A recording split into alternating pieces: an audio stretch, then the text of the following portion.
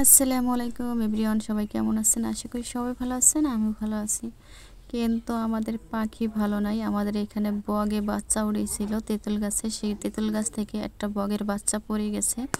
তো ওই উপরে একজন উঠছে দেখার জন্য। আর দেখেন বাচ্চাটা পড়ে কি সুন্দর বাচ্চা, ক্লান্ত হয়ে গেছে। অনেক বগের মানে বড় জাতের বগ এগুলো। তো পাগুলো কেমন নীল কালারের, দেখেন বড় বড় বগের বাচ্চা এগুলা। আর 4টা বাচ্চা তুলছিল। তো পাখির বাচ্চাটা অনেকটা ক্লান্ত হয়ে গেছে।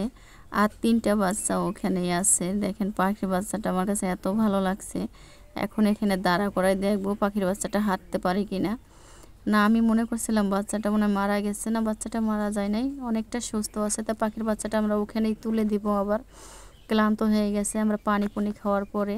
ওই দেখেন বাচ্চাটা কিন্তু অনেকটা এখন সুস্থ। আর এই পাখির বাচ্চাটার জন্য সবাই দোয়া করবেন। দেখেন ওইটাও কিন্তু বেঁচে আছে, আপনারা ভাবেন না যে ওটা মরে গেছে, ওটাও বেঁচে আছে, এটাও বেঁচে আছে। এই পাখির বাচ্চাগুলো গাছ থেকে পড়ে গেছে, 2-3টা ঠাল দিয়ে সেই ঠালের উপরে বাচ্চা বাইর করছিল। তো 4টা বাচ্চার ভিতরে 2টা বাচ্চায় পড়ে গেছে। আর এই বাচ্চাগুলো আমরা ফাইনালি ওখানে তুলে দেওয়ার চেষ্টা করব।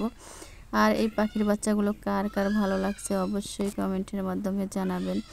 আমার কাছে তো ভীষণ ভালো লেগেছে পাখির বাচ্চাগুলো। দেখেন ঠোঁটগুলো কত বড় বড়, অনেক বড় বড় ঠোঁটগুলো। অনেকে বলতেছে পাখির বাচ্চাগুলোর ভিতরে অনেক রক্ত। আসলে ছোট ছোট বাচ্চার ভিতরে অনেক রক্ত থাকে।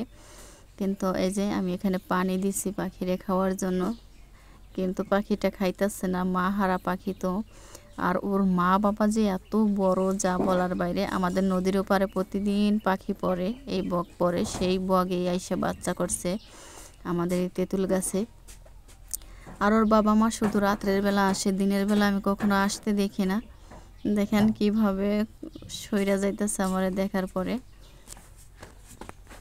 এই পাখির কি হলো পরবর্তী আপডেট জানার জন্য চ্যানেলটা সাবস্ক্রাইব করে রাখেন। সবাই ভালো থাকেন, সুস্থ থাকেন, আল্লাহ হাফেজ।